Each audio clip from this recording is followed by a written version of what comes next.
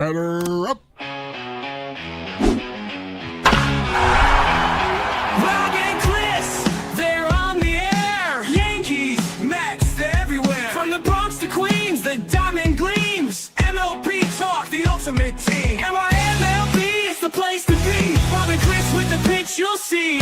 Swinging stats and stories fly. Baseball talk that's amplified.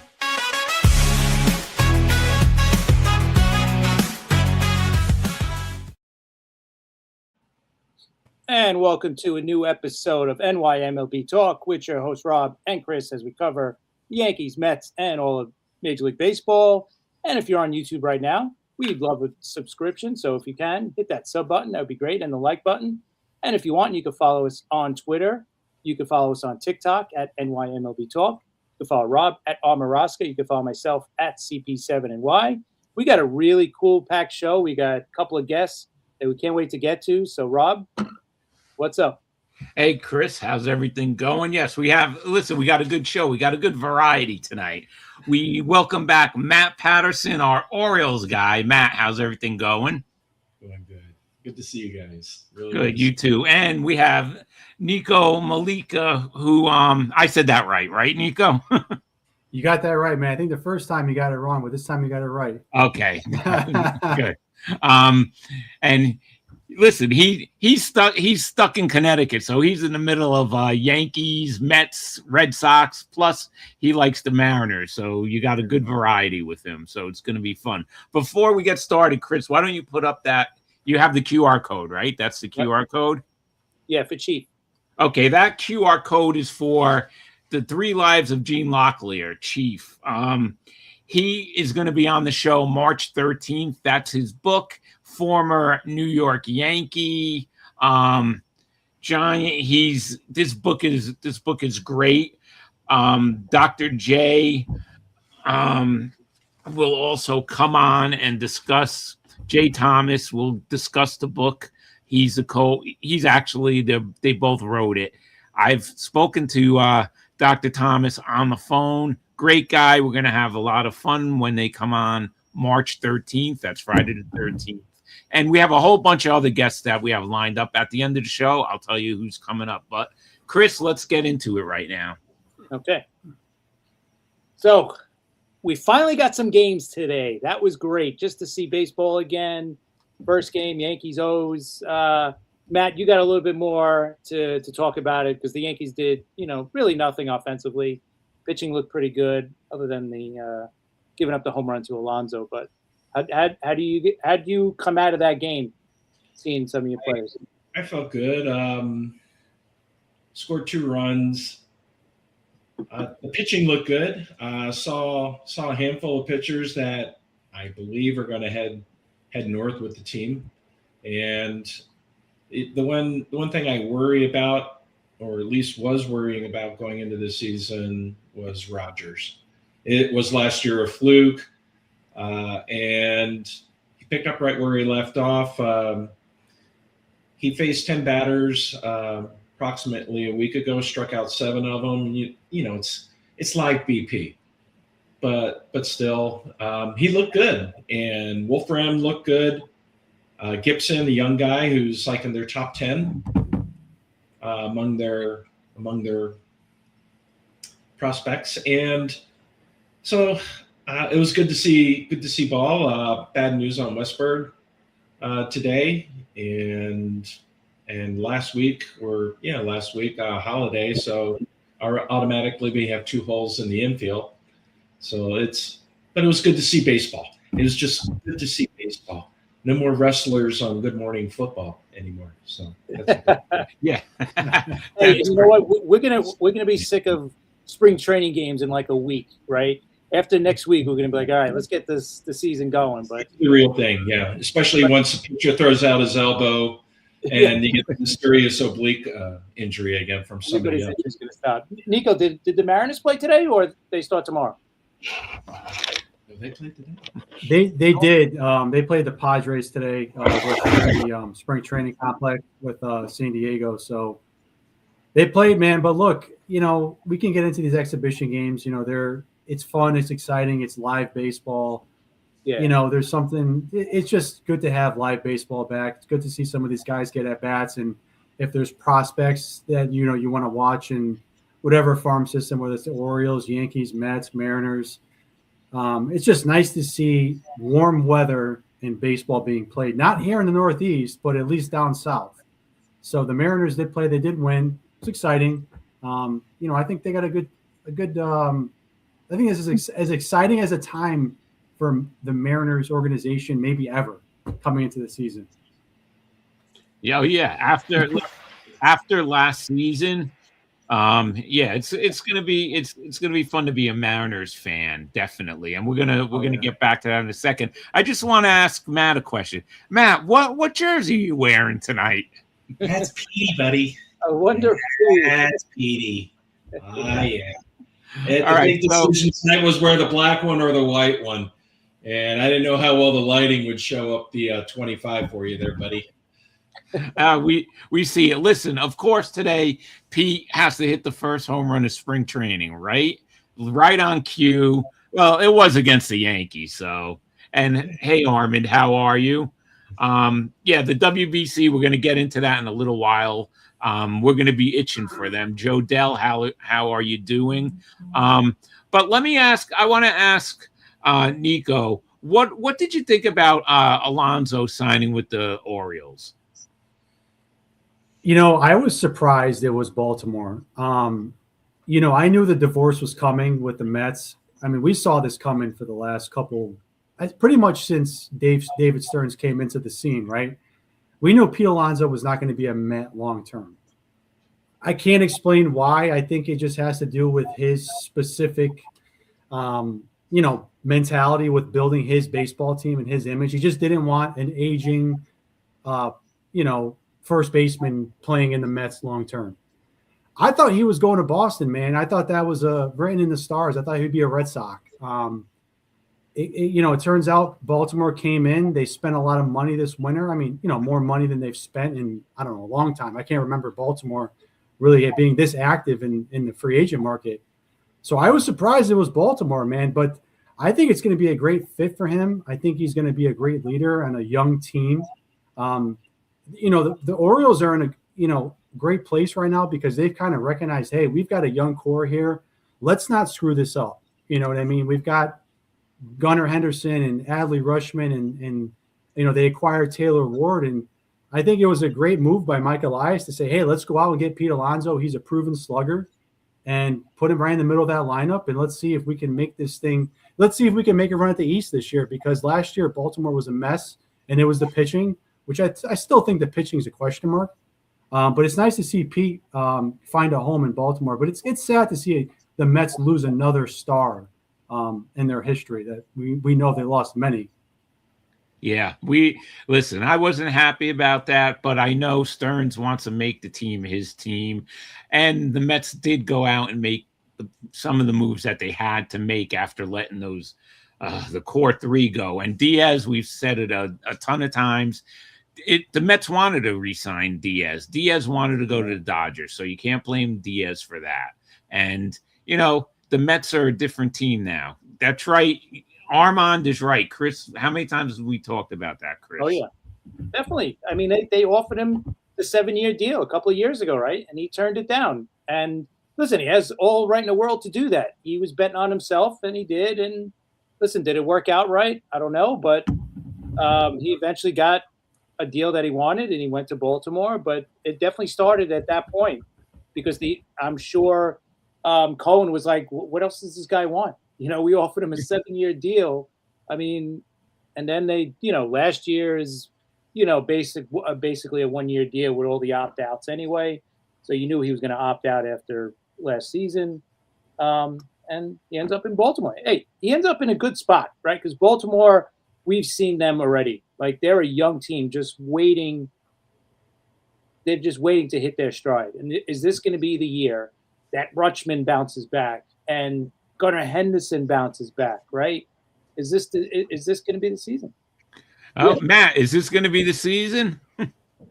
I think they're going to be more competitive than people think. A lot of people question I think people question the rotation, which I can see that, but if you got to remember, 2 years ago, Kyle Bradish finished fourth in the Cy Young voting. If he's recovered, and when he pitched last year, after he came back last year, had a sub-3 ERA, high strikeout to walk ratio. If Rogers and Bradish can follow each other, one of those two can be a stopper. I think Shane Baz is going to be a lot better than people think. He threw 166 innings. Last year was his first full year after Tommy John. I think that's a good top three. Bassett, he's a dog, man. Bassett, he's going to give you 160 to 170 or 80 innings. And you have Kremer and Eflin. Kremer, if he can keep the ball in the ballpark, he's fine. He was actually a sub-4 ERA for quite a bit, and then had a couple bad outings right at the end of the year. So, and then you have Eflin. So there's 6 deep there, and you also got Tyler Wells, who can be a reliever and/or a starter, and he came back as a starter after John last year and pitched really well in the rotation. So we'll see. I like the Bassett signing. I liked when Bassett pitched for the Mets. He didn't pitch there long enough as far as I'm concerned, but I think that was a good move by the Orioles. What do you think? How about you, Nico? What do you think about the Orioles signing Bassett? I think it's a good arm. With the Orioles, I would have liked to see them go out there and get a true ace, a Framber Valdez. You heard a lot about Framber Valdez being rumored with Baltimore all winter. Zach Gallen was available. Look, I think Baltimore's problem is their pitching. They addressed it, like Matt was just alluding to. They're improved, but do we trust the pitching as much as we want to? I'm not sure. I trust the offense. I just don't know if they have enough in that rotation. Let's not forget, Chris Bassett was pitching in the bullpen for the Blue Jays last October. Yeah. So is he going to be able to be a guy that you can rely on as a back end starter? Probably. But I think Baltimore's, again, the question is the pitching. Like Matt was talking about, that Bradish was a Cy Young candidate years ago. But is there that guy? Does Baltimore have that stopper in that rotation? I don't see it at this point. You know what I mean? I see Rogers or Bradish being a stopper. And Bassett, even though he was in the bullpen in the postseason, he still pitched 170 innings last year. He did. So I don't know. They're better. It's better than Tomo Sugano and Charlie Morton and Kyle Gibson. Sweet mother of all that's good and pure. Jeez, that was so. But the thing is, and Chris knows what I'm going to bring up. What is his name? Cano. Cano. I cannot believe they tendered Cano. Oh, Cano. Yeah. Batting practice extraordinaire, and everybody said, "Oh, he's having a great spring." You're throwing to a catcher. My gosh, I can't stand it. Oh, I can't wait to use that line on you all season long. Well, he's having a pretty good spring, Matt. He's having a great spring. Cano's looking great so far. Hey, Chris, now he's in the shape of his career. Yeah, Matt's going to get it from 2 of us now this year. Oh, yeah. I hope we trade Cano to one of your teams. But listen, I'm sure I'm going to hear a lot about Alonso from Matt this year. So I'm ready for it. I do because I care. I got you. But look, what an off season for the Orioles compared to last year when Morton was their big signing, and much better off season. Yeah. And they got Helsley, I think, is huge for the bullpen, right? And then is Batista coming back at all, or is he out the whole year? Helsley, and he'll be the closer. There's an option, but it's his option. It's basically leaning towards him. It's a 1-year deal, kind of filling the gap for Bautista's out this year. Oh, he's out for the whole year, Batista? Say again? He's done for the whole year, Batista? It'd be lucky if you see him towards the end of the year. Okay.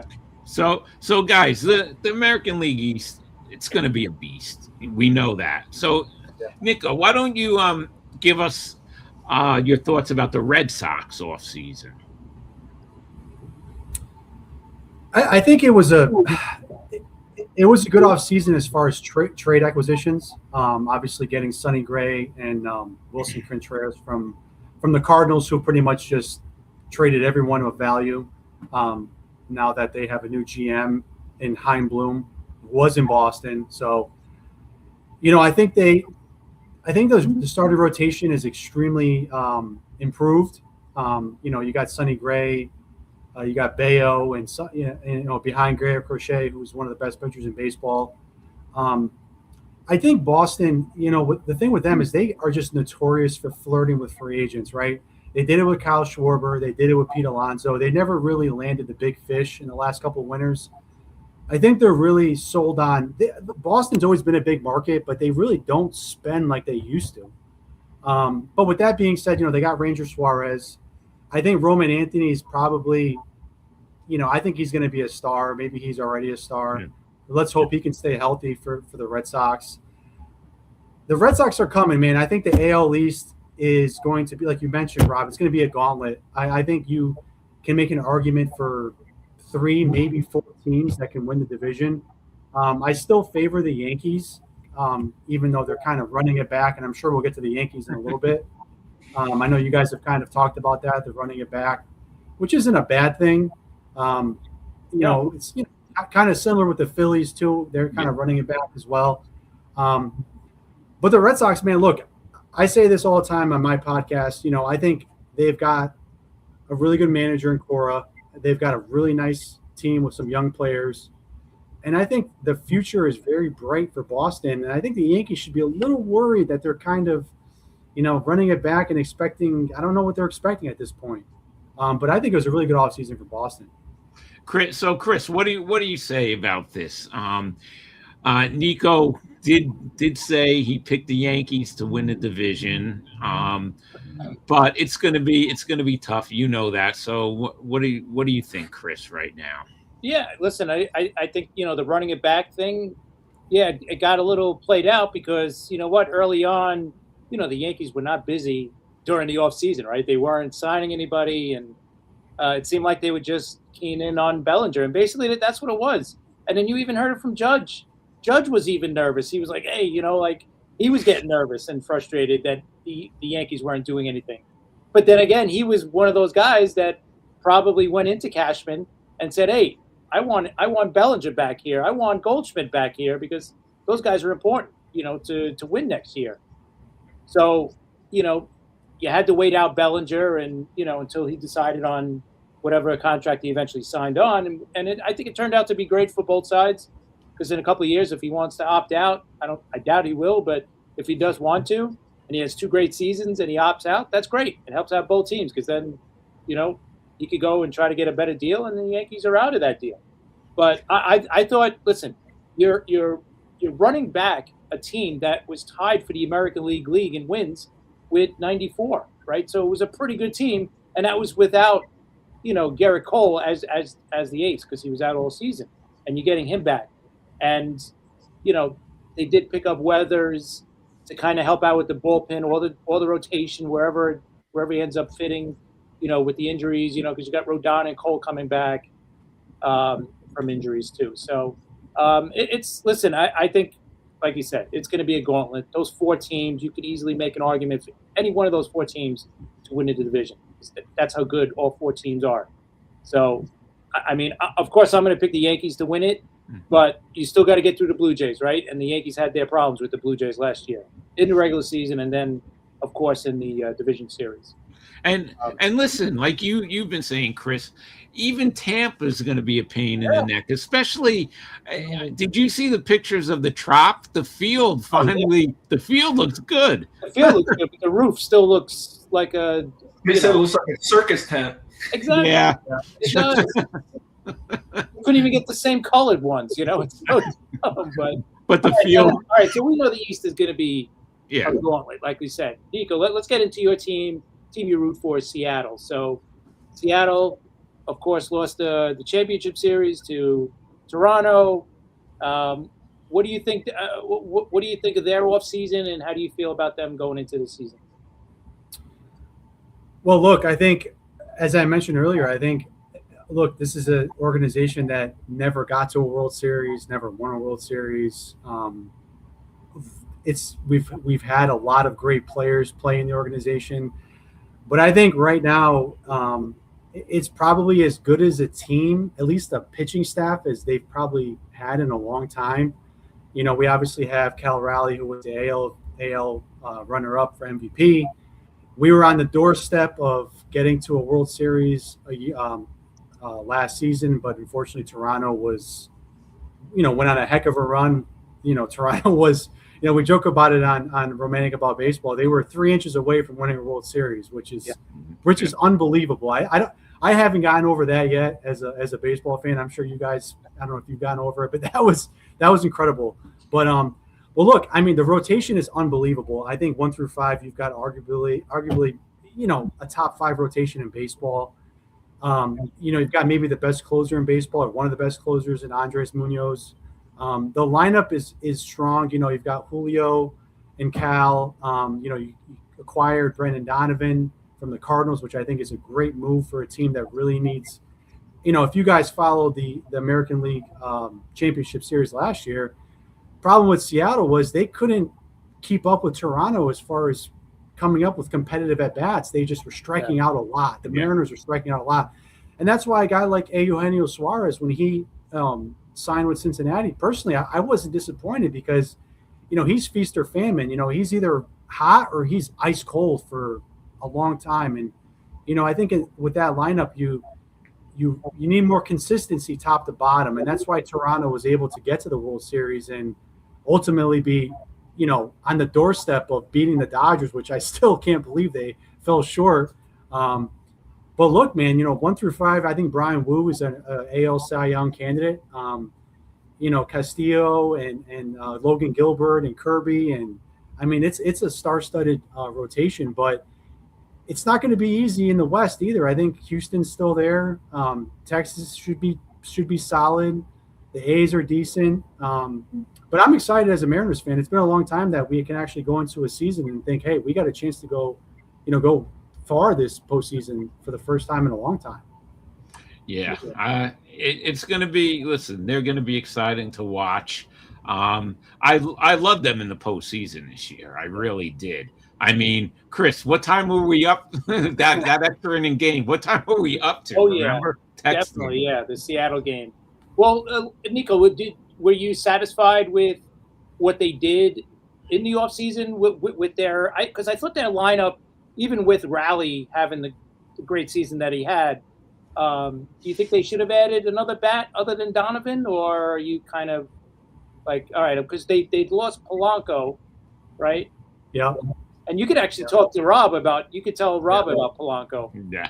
And he's going to first base too, so that's the other interesting. Yeah. So what do you feel?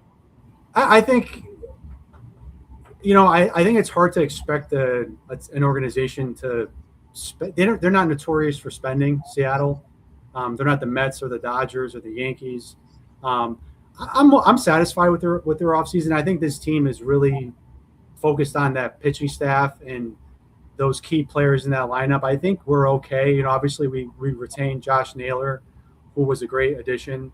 And as I mentioned, they let Suarez walk, which I have no problem with. As much as I love the guy and he was awesome, he was a blast to watch. I'm content with the offseason for the most part. I think Brendan Donovan's a perfect fit. I think it's exactly what you need. That's a guy that's going to put the ball in play. He's going to play 150 plus games.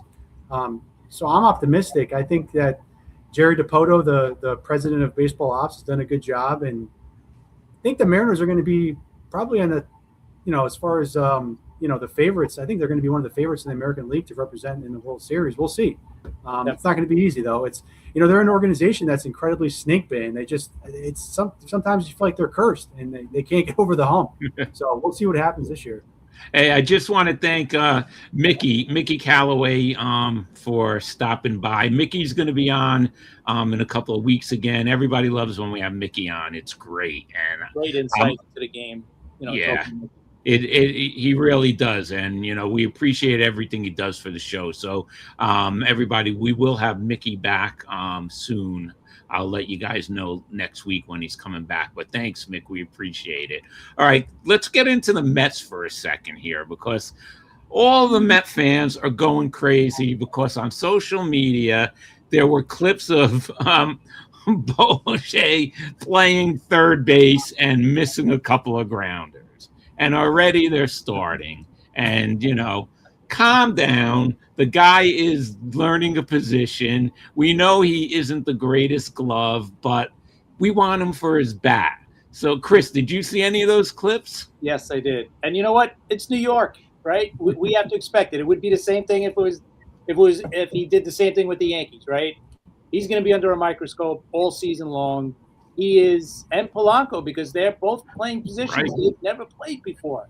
So it's like, who's going to, like nobody could expect what they're going to do, right? Polanco's never played first. I mean, he was working on it, they said, all season, during practice and stuff like that. But, yeah, exactly. Armand, yeah, it's a spring training drill. We get it. Of course. He did look a little rusty. Yeah. Hey, I think a lot of people look rusty in February, right?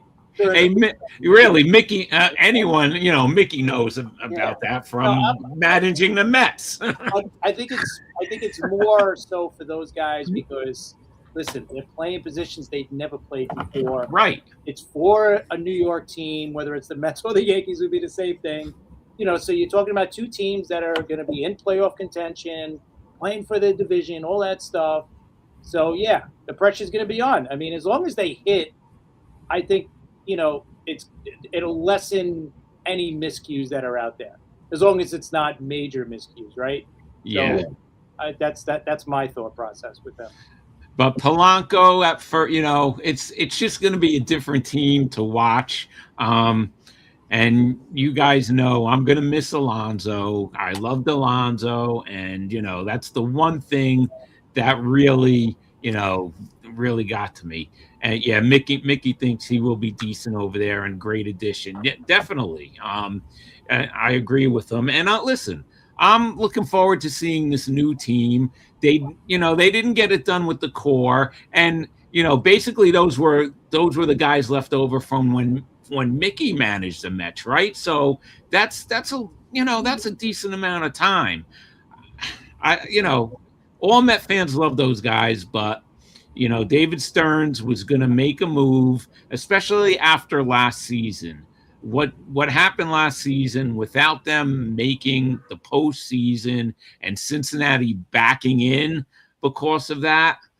Guys, if the Mets would have won one game, like me and Chris said, one game, it would have been different. So, let's see what happens. And Met fans, don't start going crazy already, because it's going to be a long. Yeah, okay. I think Matt has the inside track on. Yeah, now listen. Now he's Matt's guy. I want to say my dad loved Mickey. My dad was a lifelong Cleveland Indians fan. So when Mickey was with Cleveland, my dad raved about him. So just so you know, Mick, my dad loved you.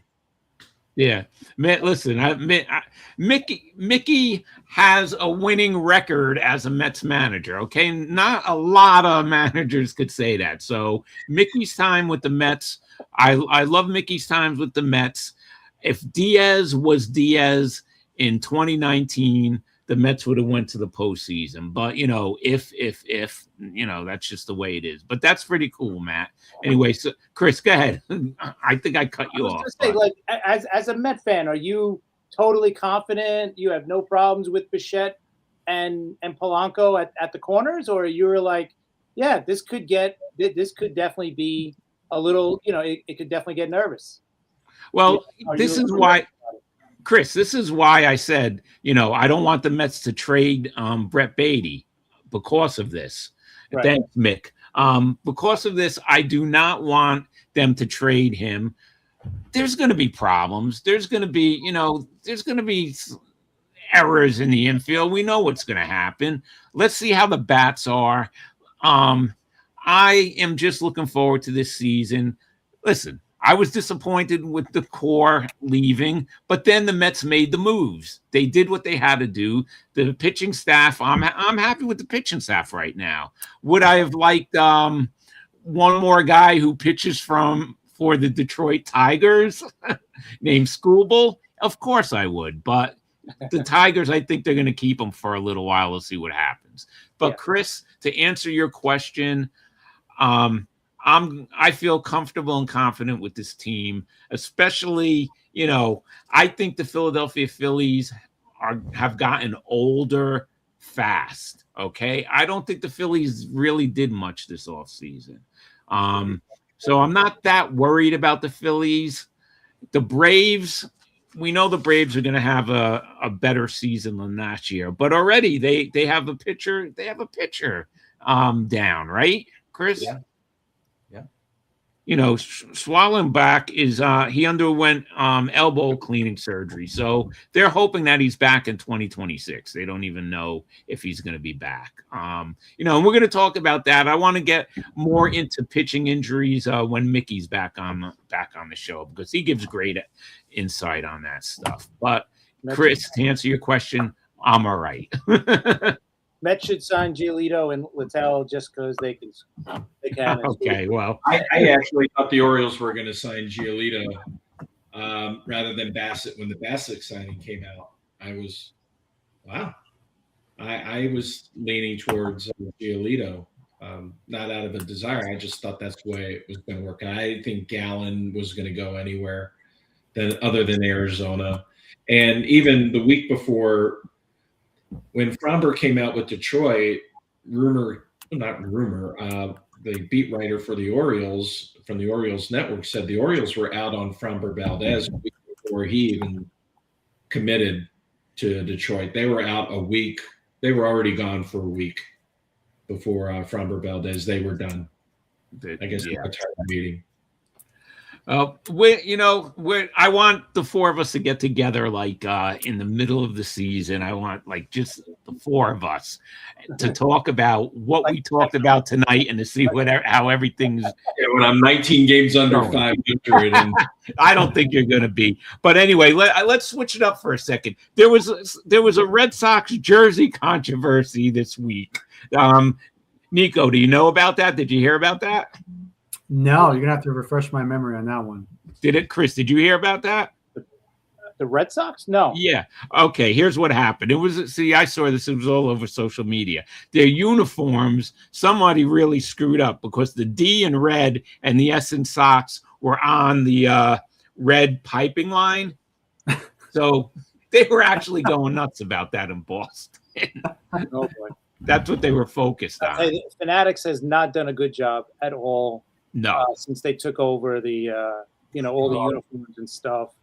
The players complained about it, the teams, the fans, we're spending money on these jerseys, and they're they're just as good or maybe even worse than the ones that you're getting from overseas. The illegal. Yeah, I've gotten some from overseas, and they're not. If you find the right provider, so I'm told that.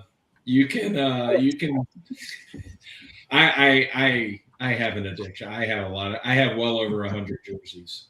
That's unbelievable.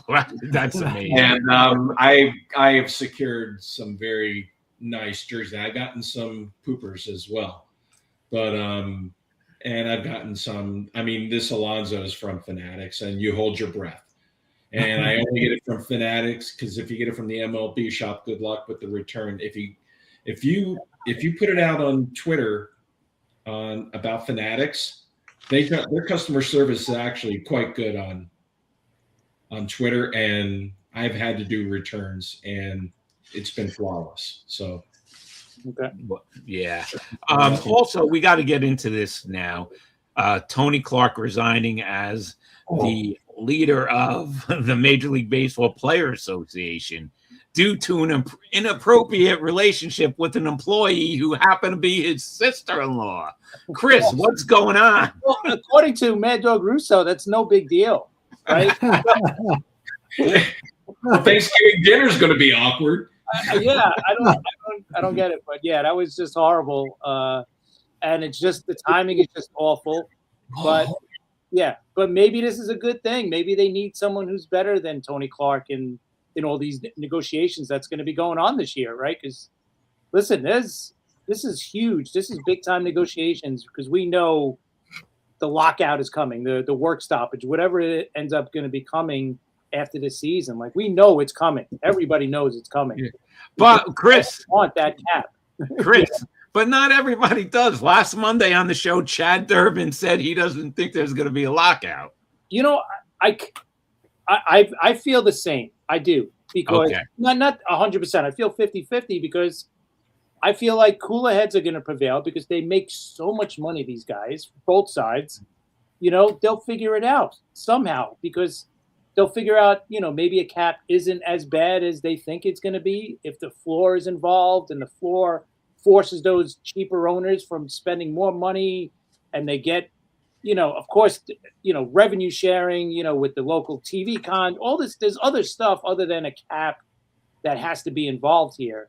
So, but there's got to, they got to figure it out because the owners are going to, they don't care, right? There's a whole big story about that they have this war chest now that when, you know, if there's going to be missed games, they have all this extra money sitting on the side and the owners don't. Do they really care? Right? They have their own money. It's not like baseball is the only thing that they have. So it's going to be an interesting stare down contest when the off season comes because that's when it gets serious. Now it's just, you know, the negotiations. Now they're going to be talking and they're not going to get anywhere, obviously, but we'll see when things get really serious. Yeah, Nico, what do you think about the possible lockout? Do you think it's going to be a long one? Do you think there's going to be a lockout? What's your opinion on that? Well, I think, unfortunately, I think once there's deadlines, then you're going to see action. What that looks like, I don't know. You know, I think a lot of it hinders on whether or not.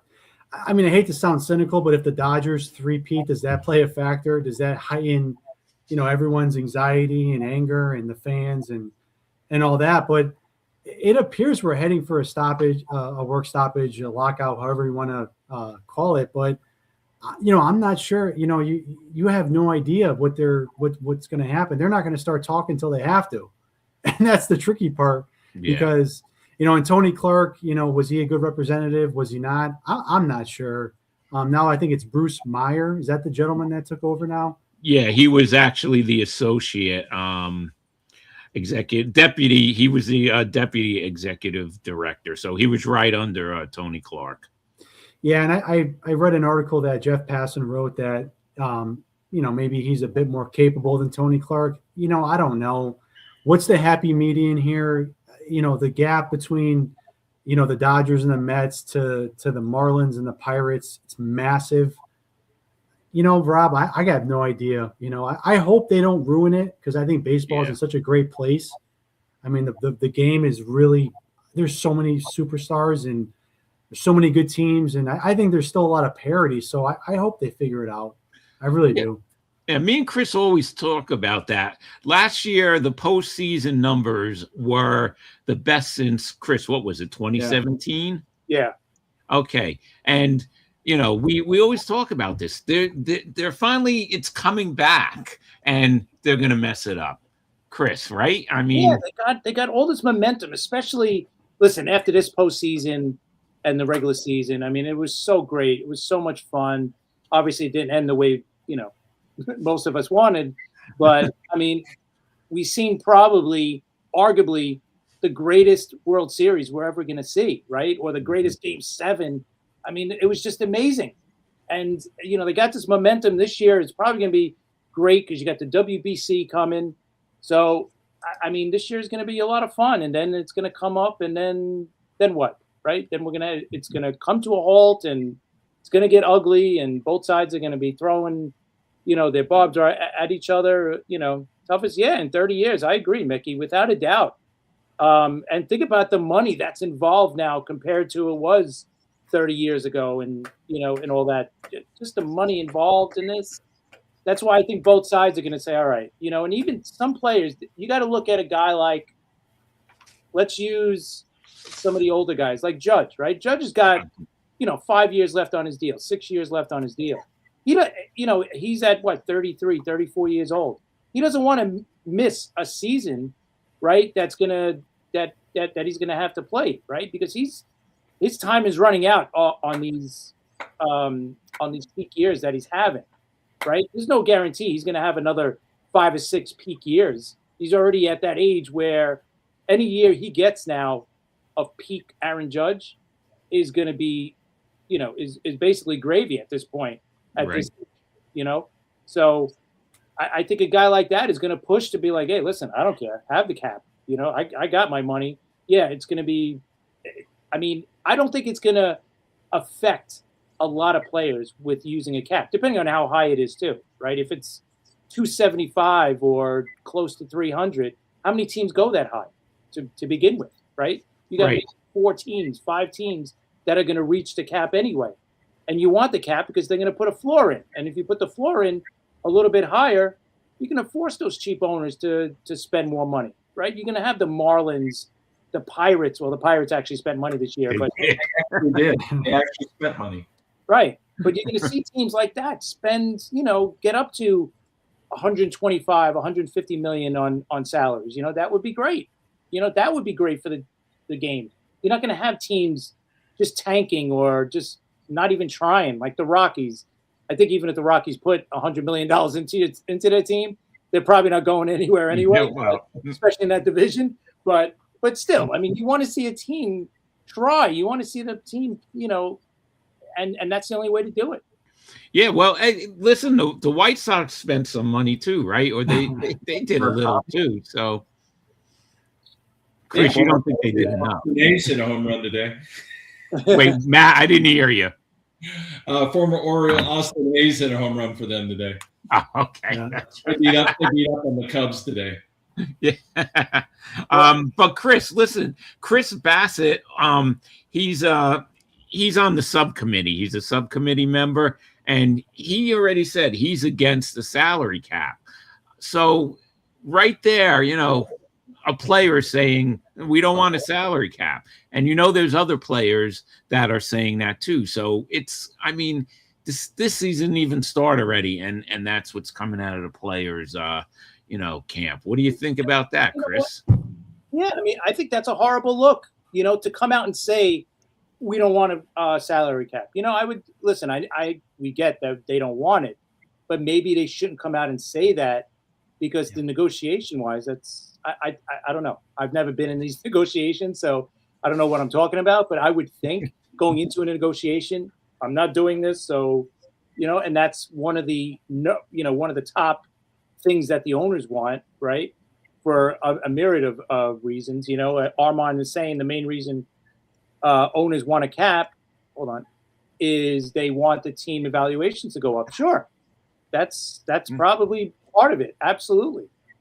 But, how is a team like, the Rockies, the Devil Rays, and all these the Marlins, how are they going to bring up their team worth if they keep having, last place teams or next to last teams? I mean, the Marlins obviously going to be hopefully a better team this year for for their fans. But, if they keep on putting out these teams with payrolls at 70 million, 80 million, when you got, the Dodgers at 400 million, the Mets over 300, the Yankees over 300, the Phillies right there, the Blue Jays, they can't compete with that. It's impossible. Right. And also, then when they get these young players who become superstars, they can't hold on to them. So, they lose them. So it's just like it's crazy. And I think something does have to be done. But I don't know. I might be a pessimist. I think there's going to be a long lockout after this season. I hope not. Because that would really be horrible if it's a long lockout. We all love baseball, but I mean, just for the game in general, it would be horrible. So we'll just have to see during this season what comes out of both sides during the season, and we'll know more about it towards the end of the season. And I'm just hoping for the best. But all right, we know Nico picked the Yankees for the division, American League East. Matt, how about you? Since the Orioles made all these great moves, Who do you pick to win that division? I think it'll actually be either the Yankees or the Red Sox. Okay, and why? Red Sox have pitching. Red Sox have pitching. Pitching wins pennants. The Orioles, I think they'll be competitive. Like we've all already said, the division will be tough. You got to win the games that you're supposed to win. You got to go and take 2 out of 3 from the Angels. When you go on a West Coast swing and play Colorado, you got to take 2 out of 3 or win all 3. You got to win the games that you're supposed to win. And back ends of bullpens are going to be really important. I see, as an Orioles fan, I just want us to be competitive. I'm not completely sold. Toronto's already had a bunch of injuries coming out of, 2 of their starting pitchers, I believe, have already had injuries. And no offense, but I'm not afraid of Barrios anymore. Sure, yes, Savage is pretty good. He's very good young arm. That's who moved Bassett to the bullpen. But I'm not sorry about the Anthony Santander contract. Of course not. Talk about a Chris Davis. Dodge the bullet there. Really. Boy, that was a bad contract. But no, I see the Yankees and the Red Sox fighting it. I could see the Orioles finishing 3rd or 4th. But yeah, I think you could see 4 teams, all 4 of those teams go to the playoffs. You could. Yeah. It's yes. I don't know if it's going to be mathematically possible, all 4, but you never know. Yeah, no, but you never know because all 4 teams are really good. You got to think one of the teams in the West, other than Seattle, is going to have a pretty good seat, right? You mentioned Texas, Oakland. Oakland looked pretty good last year. Central, maybe Kansas City could compete a little bit with Detroit because the Twins, I think, are done. Lopez is gone for the year now. White Sox, they're going to be better, but how much better are they going to be? And you got to get 2 out of 3 from the White Sox. Those are the games that win 2 out of 3 or sweep. You got to sweep the Twins. You got to take 2 out of 3 from the White Sox. Yep. But the Twins are going to be bad. All right. Well, and Chris, you of course have to pick the Yankees. I'm gonna, until the Blue Jays are knocked off, I'm gonna pick the Blue Jays. But I really think the Yankees could do it too. So I'm on the fence over there. That right there. That's the quote. Yes. You should go into it. Injuries change the season. Joe is 1,000% correct right there. Yeah, Joe Dell's got it right. But that brings us to something that's going to be new this season, Chris, the ABS system. I love it. I think it's going to be great. You only get 2 shots, right? Unless you get them right, then you hold on to them or whatever. But I love the idea. We've seen it today in the Yankee-Oriole game a few times. I think it's going to be great. And it goes quick. It's not, we're not bringing out the thing anymore, looking at the screen. It's going to come right up on the big screen in the stadiums, right? So, and it happens right away. So I love it. I think it's going to be great. What about you, Nico? How do you feel about the ABS system? I don't love it. I'm a baseball purist. Me too. When you play the game as a pitcher, as a catcher, anybody that's played the game, again, I don't know if you guys or if any of all of our listeners have played the game, but part of the game is working with the umpire. You have to learn what spots you're going to get and what you're not going to get. It's part of the game. The game is organic. I understand baseball is trying to adapt to other sports. They're doing it in, they've done it even in soccer, and obviously they do it in football. I get it. You want, accuracy. But I think Rob Manfred and this ilk has kind of modified the game too much for my liking personally. I like to see the game more organic. I'm not saying I want to watch a 5.5-hour game on a Tuesday night. I can appreciate the pitch clock. I understand some of the rules, but I think the umpire's job behind the plate is extremely difficult. And I think the the accuracy rate of balls and strikes is 93%, something like that. Something really, again, so it's not a problem. They're getting an A on balls and strikes, right? I know Angel Hernandez exists. I know some of these umpires in the past. So again, I'm a baseball purist. I don't love it. I understand it, but I like the game in its organic form. Yeah, I agree with that. I do like it in its organic form.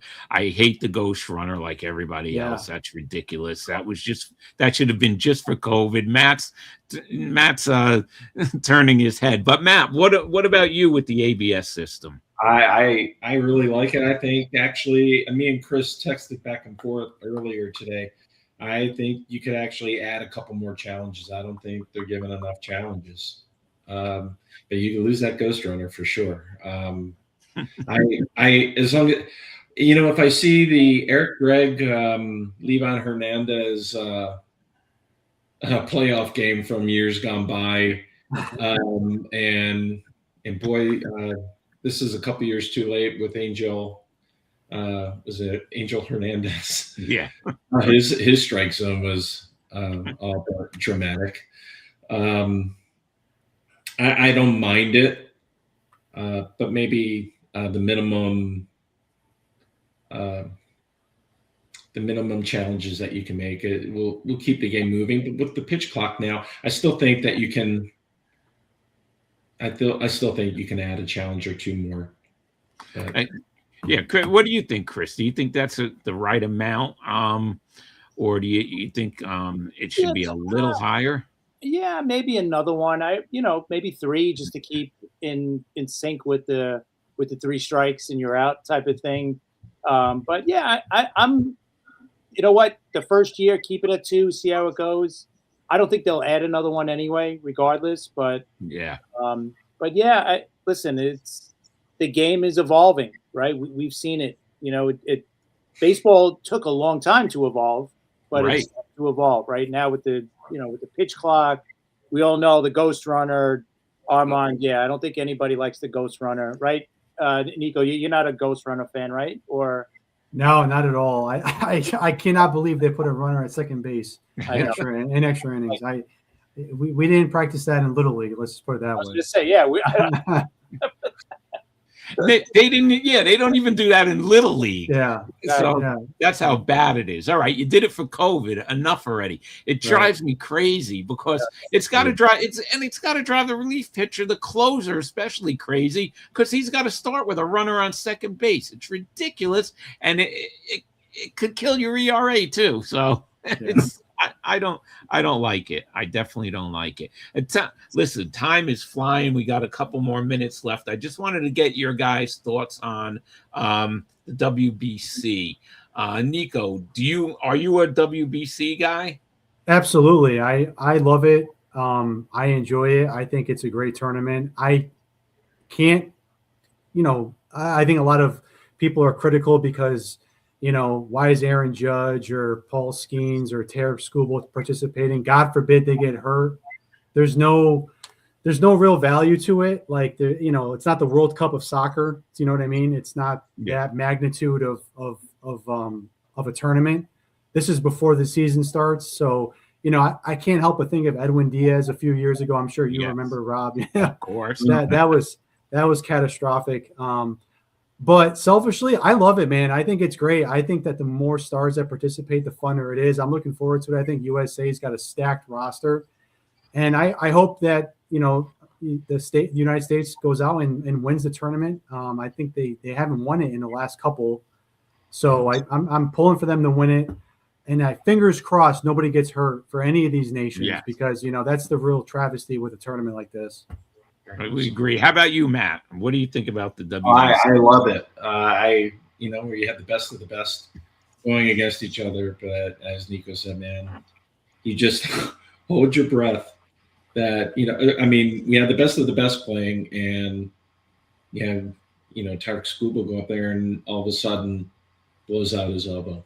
Yeah, he hasn't stretched himself out enough prior. And, the Diaz example, as an Orioles fan, we've already had our infield decimated.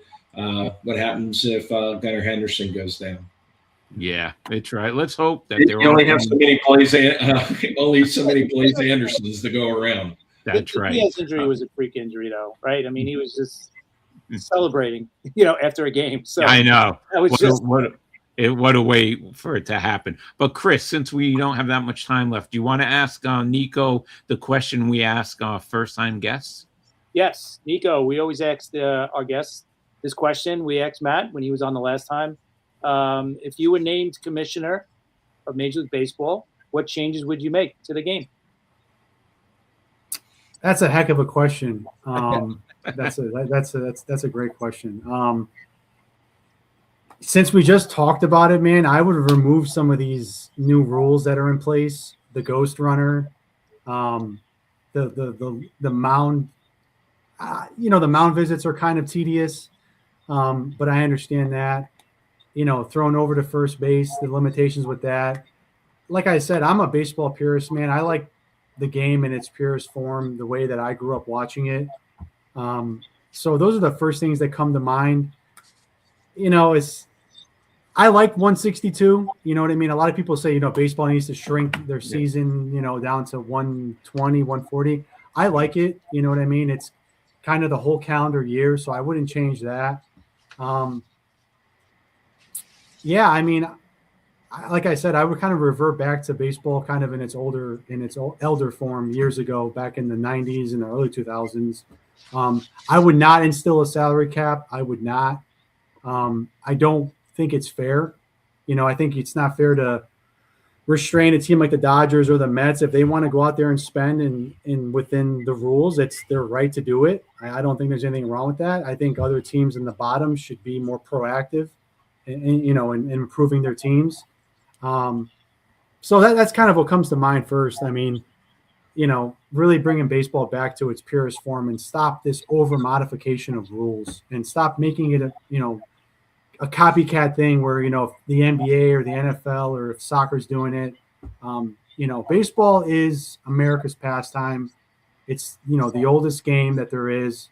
There's a reason why guys like Babe Ruth and Ty Cobb and Mickey Mantle were so special, because they played the game and they produced at a high level in its organic form. I understand it's evolving, like you said, Chris. Everything evolves, but really, that's what I think of when you ask me that. Yeah, great answer. Great answer.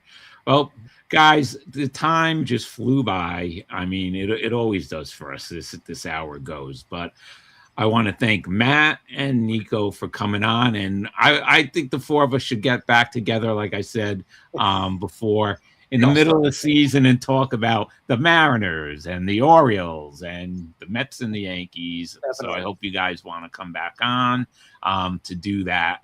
Chris, you have anything else before I announce who's coming up?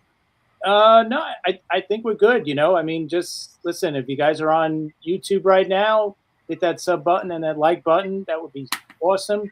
I just want to give a quick shout out to Matt. I know he's got a little quick announcement too that he wants to make, but I read his book.